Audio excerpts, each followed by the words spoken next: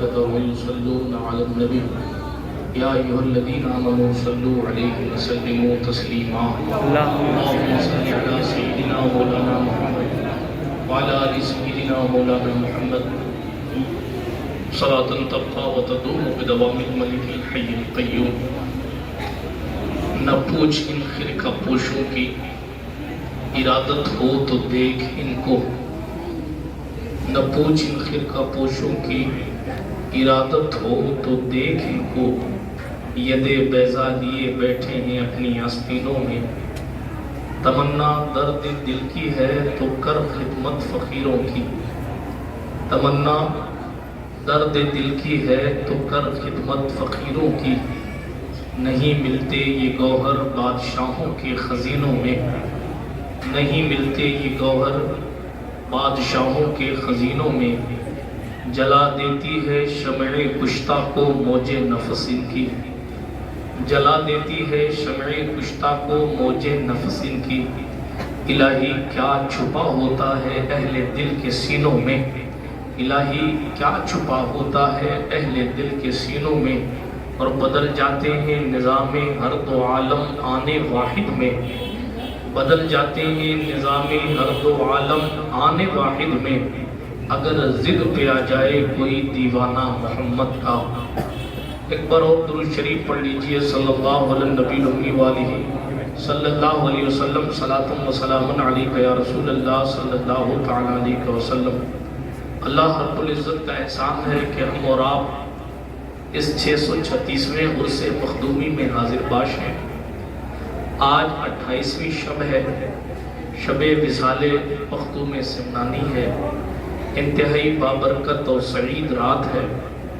اللہ رب العزت کا پھر شکر یہ ہے کہ اس نے ہمیں اور آپ کو یہ ساعت عطا فرمائی کہ ہم اور آپ اپنی نگاہوں سے حضور صاحب سجادہ کو دیکھ رہے ہیں اور ان کے چمکتے ہوئے چہرے کو دیکھ کر اپنے ایمان کو بھی جلا بخش رہے ہیں اور اپنے عشق کو بھی تقویت دے رہے ہیں. اور ساتھ ہی ساتھ اپنے آپ سے یہ کہہ رہے ہیں کہ جب 636 سال بعد یہ حال ہے تو عبدالرزاق نور العین کا شان کا معاملہ کیا ہوگا، نور العین کی شان کیا ہوگی. تقریر کرنے کا وقت نہیں ہے، تبرک کے طور پر دو چار چیزیں بیان کر کے اپنی جگہ لیتا ہوں. وقت زیادہ ہو چکا ہے. اس دنیا میں بہت سے لوگ آئے جنہوں نے سلطنت کی، بہت سے لوگ آئے جو بادشاہ بن کر اس دنیا میں رہے. بڑی بڑی جنگیں لڑی لوگوں نے اپنی حکومت کو اسلم میاں صاحب سنبھالنے کے لیے، بڑی بڑی جنگیں لڑی اپنی سلطنت کو بنانے کے لیے.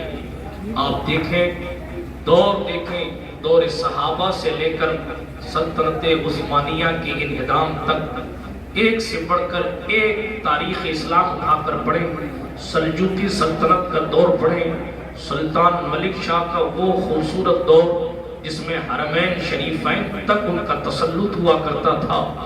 آپ اٹھا کر ایوبی سلطنت کی تاریخ پڑھیں، پھر سلجوقی سلطنت کے ماتحت پیدا ہونے والی عثمانی سلطنت کی شان پڑھیں.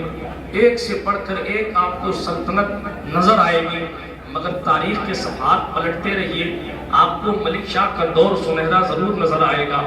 تاریخ کے صفحات پلٹتے رہیے اور تغرل غازی کے بیٹے شاہ عثمان اول کی محنت ضرور آپ کو نظر آئے گی. آپ تاریخ پڑھتے رہیے، سلطنت ایوبیہ آپ کو تاریخ کے اوراق پر چمکتی دمکتی نظر ضرور آئے گی. ساری سلطنتوں کی ساری خدمتیں بے مثال، مگر اللہ کے فضل و کرم سے جیسی سلطانی شاہ سمنان کی ہے، سلطانی ان سلطنت والوں میں سے کسی کی نہیں ہے. یہ شان اللہ رب العزت نے پوری دنیا میں دو بادشاہوں کو اسپیشل عطا فرمائی ہے. اس میں سے ایک بادشاہ کو سلطان ابراہیم بن ادہم کہا جاتا ہے اور دوسرے سلطان کو مخدوم مشرف جہانگیر سمنانی کہا جاتا ہے. یہ اللہ رب العزت کی بارگاہ میں ترک کر دینے سے، رب کی بارگاہ میں سب کچھ لٹا دینے سے یہ منصب ملتا ہے. ہمارے اور آپ کے پیغمبر نے فرمایا تھا من کان للہ کان اللہ لہو، جو اللہ اللہ کا ہو جاتا ہے، پھر اللہ اس کا ہو جاتا ہے۔ زبان اس کی چلتی ہے، طاقت اللہ کی ہوتی ہے، تو آپ اس کا اٹھتا ہے، قدرت اللہ کی ہوتی ہے، نگاہ اس کی اٹھتی ہے، پاور اللہ رب العزت کی طرف سے ہوتا ہے، قدم اس کا بڑھتا ہے، طاقت اللہ کی طرف سے ہوتی ہے۔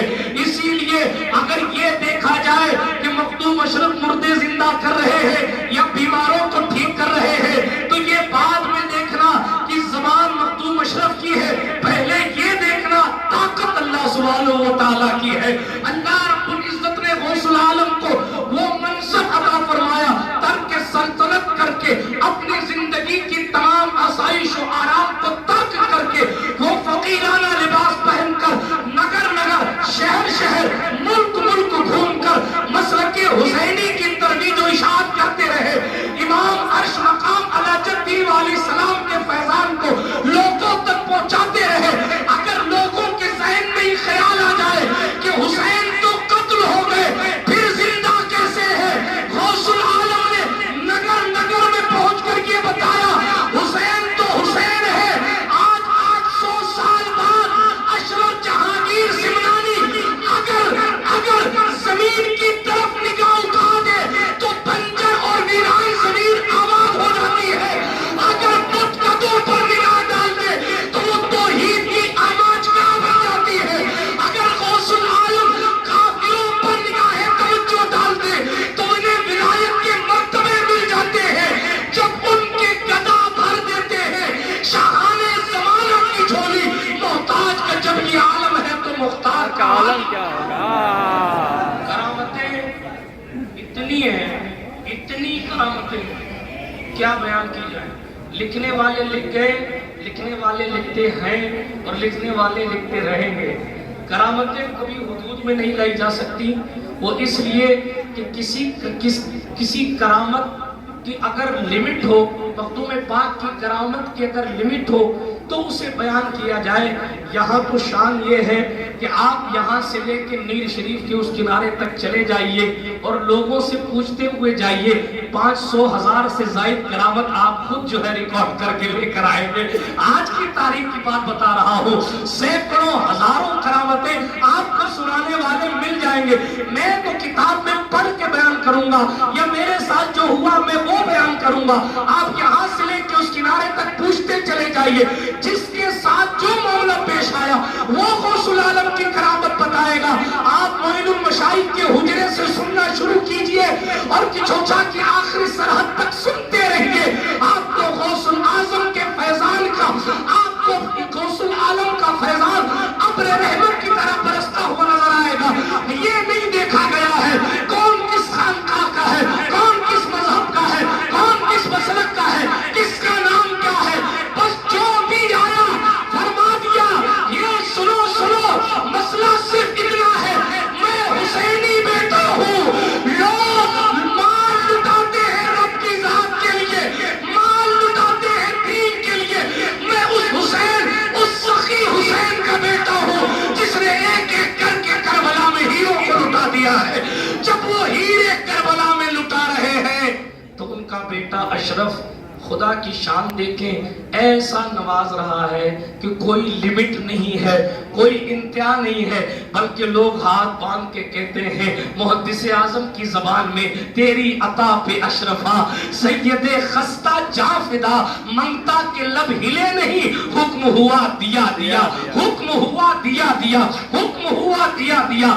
ادھر زبان سے عرضی نکلتی ہے اور ادھر غوث العالم کی طرف سے منظوری ہو جاتی ہے۔ ایک قصہ پڑھتا ہوں جس سے الحمدللہ بہت یاد ہے معین المشائخ کے قدموں کے صدقے بھی۔ ایک پڑھتا ہوں، شان ایسی ہے، آپ کے مرشد گرامی حضرت سرکار مخدوم علاء الحق پنڈوی رضی اللہ تعالیٰ حضرت کے خادم اصیل الدین سفید باز بیٹھے تھے ایک دن خدمت اقدس میں۔ حضرت مخدوم اشرف جہانگیر سمنانی سامانی سے عرض کرنے لگے، حضور آپ اپنے پیرزادہ کے بارے میں کچھ ارشاد فرمائیے۔ پیرزادہ قطب بنگال خواجہ نور عالم ابن مرشد برحق علاء الحق پنڈوی، یعنی مخدوم زادہ کے بارے میں، پیرزادہ کے بارے میں کچھ ارشاد فرمائیے۔ دریائے رحمت جوش میں تھا، توجہ سے سنیے گا۔ مخدوم پاک کس عظمت اور کس بلندی کے ساتھ اس دنیا فانی میں تھے اور ہیں. سرکار مخدوم پاک رضی اللہ تعالیٰ عنہ نے توجہ فرمایا، میرے مرشد نے مجھ سے فرمایا تھا اشرف اللہ تمہیں غوثیت کا منصب عطا فرمائے گا. سبحان اللہ کہیے سبحان اللہ. جھوٹی ولایت تقسیم کر کر کے لوگوں نے سبحان اللہ کی جھڑی لگا لی. یہاں میں غوثیت کی بات کر رہا ہوں. ہاں غوثیت تو ولایت معاف شخصیتوں کو جو مناسب ملتے ہیں، جو منصب ملتے ہیں، اس میں وقت کے غوث کا احسان ہوتا ہے. میں آپ کو تصوف کی باتیں گہرائی اور گہرائی میں نہیں لے جانا چاہتا. لطائف زندہ کرنا ہو تو لطائف اشرفی پڑھا کریں. آپ مخدوم صاحب نے سب گنا دیا ہے کس ڈپارٹمنٹ میں کتنے لوگ ہیں، وہ سارا تذکرہ لطائف اشرفی میں موجود ہے. تیزی کے ساتھ بات کو ختم کرتا ہوں. حضرت سرکار مخدوم پاک سے ان کے مرشد نے فرمایا، پیر فرما رہا ہے کیا؟ میں نے دن میں عرض کیا تھا اپنے مرشد کا حضرت سرکار مخدوم پاک بہت ادب فرمایا کرتے تھے. 12 سال تک حضرت علاء الحق کے حرم میں کبھی استنجا نہیں کیا. 12 سال تک کبھی اپنے مرشد کو پیٹھ نہیں کی. بہت ساری باتیں، ننگے پیر چلتے تھے، کتے کا بھی احترام کرتے تھے. اپنے مرشد کے شہر میں یہ احترام تھا کیونکہ صاحب مرشد جلوہ گر ہے. اور یہ مخدوم پاک اس ذات کا نام ہے جس کو جہانگیر کا لقب مریدوں نے مصنفوں نے نہیں دیا ہے بلکہ علماء جانتے ہیں. سادات تشریف فرما ہے، ان سے پوچھیں جہانگیر کا لقب جب حضرت علاء الحق گنج نبات نے بہت ساری چیزیں عطا فرمائی، کھانا اپنی پلیٹ میں کھلایا، اپنی زبان پاک کے تبرکات اشرف جہانگیر کی زبان پر رکھے اور پھر دل میں یہ خیال آیا میں نے لباس پہنا دیا، تبرکات مشائخ کے دے دیے، مگر اشرف کو کوئی لقب نہیں دیا. کون سا لقب دیا جائے؟ تو سوچ کر تقریر میں لقب نہیں دیا جاتا تھا بلکہ رات بھر الا اللہ کی ضربیں لگائی. مرید نے بھی اللہ کی صدائیں لگائی، مرشد نے بھی اللہ کی صدائیں لگائی. جب صبح نمودار ہوئی تو دیواروں سے جہانگیر جہانگیر جہانگیر کی آواز آتی تھی، دیوار سے جہانگیر کی آواز آتی تھی. مخدوم اشرف کے مرشد کی خانقاہ کی دیواریں عظمت مخدوم کی شان دیکھیں کہ آپ کے مرشد کی خانقاہ کی دیوار بھی جہانگیر کے نام کرا رہا. ہمارا اور آپ کا مقدر ہے کہ اس چوکھٹ پر حاضر ہے جو جہانگیر ہے، جہانگیر بھی ہے. قصہ نہیں سناتا، آگے بڑھتا ہوں. حضرت سرکار علاء الحق گنج نبات بے مثال ذات نے فرمایا تھا اشرف اللہ تمہیں غوث بنائے گا، غوث. اور جب تم غوثیت کے مرتبے پر پہنچنا تو میرے بیٹے کو قطب بنا دینا. کیا شان ہے. لوگ کہتے ہیں آپ آفیسر بن جانا تو فلاں انٹرویو پاس کرا دینا، فلاں کمیٹی بنا دینا، فلاں یہ کام کر دینا، فلاں یہ کام کر دینا. مگر مرشد فرما رہا ہے اشرف جب غوث بن جانا تو میرے بیٹے کو قطب بنا دینا. اللہ اکبر. کہ حضور جب وہ دن آئے گا تو آپ کے احسانات اشرف یاد رکھے گا. ایک دن وہ دن آ بھی گیا. حضرت علاء الحق گنج نبات کے وصال کے بعد ایک دن آپ نے چاہا کہ خواجہ نور قطب عالم کو قطب بنگال بنا دیا جائے. سرکار مخدوم پاک نے ولیوں کو جمع فرمایا. فرمایا میری خواہش ہے کہ میں اپنے مخدوم زادہ اپنے پیر زادہ کو قطب بنا دوں. تو وہ ظاہر ہے کہ مکتب میں پڑھنے والے بچوں کی بھیڑ نہیں تھی. وہ ولایت کے ایک سے بڑھ کر ایک شہباز موجود تھے. ان کا حضرت آپ کا تقدس سر آنکھوں پر، لیکن جس کو آپ بنا رہے وہ منصب قطبیت کا منصب ہے. قطب ہونے کا منصب یہ ہے کہ اس علاقے کے سارے ولی ان کے اندر میں دے دیے جائیں. تو کچھ ایسا دکھائیں آپ کے مخدوم زادہ جس سے ہمیں بھی یقین ہو جائے کہ ہاں یہ منصب قطبیت ان کی شایان شان ہے. تیزی سے مکمل کرتا ہوں. غوث العالم طارق السلطنت نے سرکار خواجہ نور قطب عالم سے کہا کہ حضرت میں جب کہوں تو جب آپ جب آپ کا نمبر آئے تو آپ اس پہاڑ کو بلانا، اس پہاڑ کو بلانا۔ جب پہاڑ کو بلائیں گے تو پہاڑ چلنے لگے گا۔ جب لوگ دیکھیں گے کہ پہاڑ چلاتے ہیں خواجہ نور قطب عالم، پہاڑ ہی چلا دیتے ہیں، تو پھر ولایت کے نظام کو بھی اچھے سے چلا لیں گے۔ اللہ اکبر۔ بہرحال جملہ یہ ہے کہ جب میں کہوں تو آپ پہاڑ کو بلا لیجئے گا، لوگ دیکھ لیں گے کہ آپ پہاڑ بلا دیتے۔ ابھی مخدوم پاک یہ بات کر رہے تھے کہ آپ پہاڑ کو بلا لیجئے گا، اتنے میں پہاڑ اپنی جگہ سے چلنے لگا، اپنی جگہ سے پہاڑ چلنے لگا۔ نور قطب عالم کا مقام بے مثال، مگر ذرا غوث العالم کی عظمت بھی دیکھ لیں۔ ابھی پہاڑ چلنے لگا، مخدوم پاک کو جلا لایا اور زور سے ارشاد، او پہاڑ ٹھہر جاؤ، میں نے بلایا نہیں ہے، ابھی تو میں اپنے مخدوم زادہ کو تعلیم دے رہا ہوں کہ پہاڑ یوں بلائے جاتے۔ ارے جب پہاڑ بغیر بلائے دوڑے چلے آتے ہیں تو دادا اگر کربلا میں جناتوں کو بلاتے تو دوڑے کیسے نہیں آ جاتے؟ چھوڑے جناتوں کو، جناتوں کا بادشاہ تو آیا تھا، سلطان امام عرش مقام نے فرمایا مدد کی ضرورت نہیں ہے، عشق تو یہ ہے کہ اگر حسین پاک بلاتے تو قبرستان کے مردے اور روئے زمین کے تمام ولی آ جاتے۔ جب قرب قیامت مہدی کی بیعت کرنے کے لیے پوری دنیا کے ولی حرم کعبہ میں جمع ہو سکتے ہیں تو مہدی کی دادا کی امداد کے لیے پوری دنیا کے ولی کربلا میں بھی تو جمع ہو۔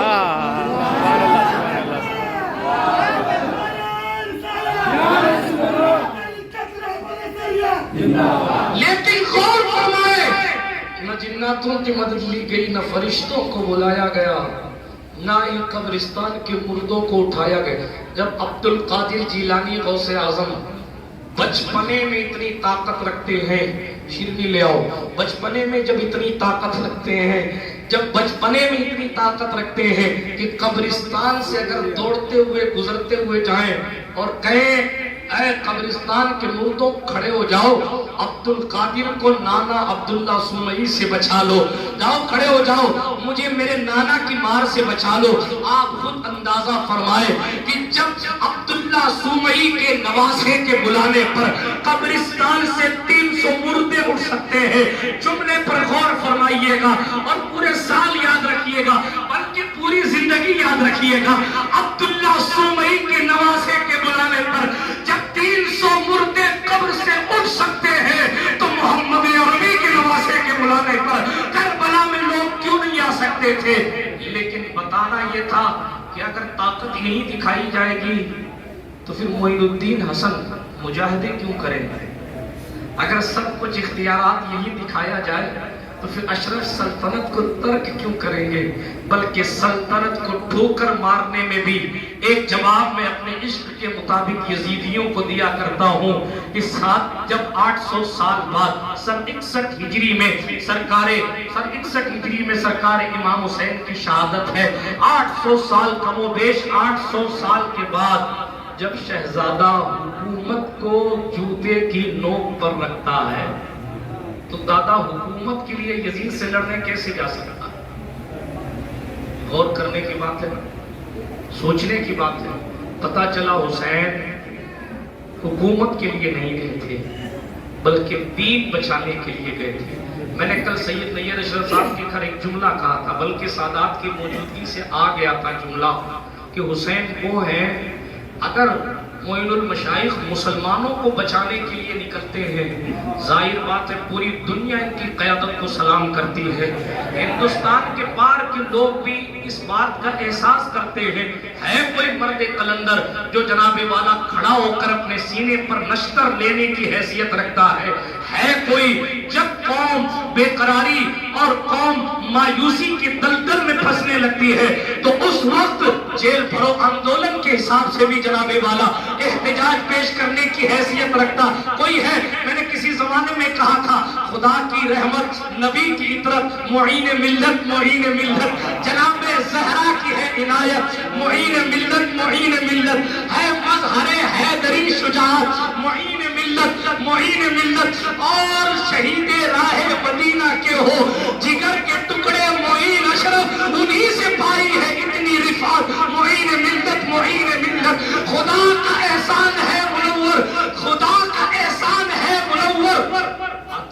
سوچا اس نے ایسا مرشد جو لے کے جائے گا سوئے جنت، معین ملت۔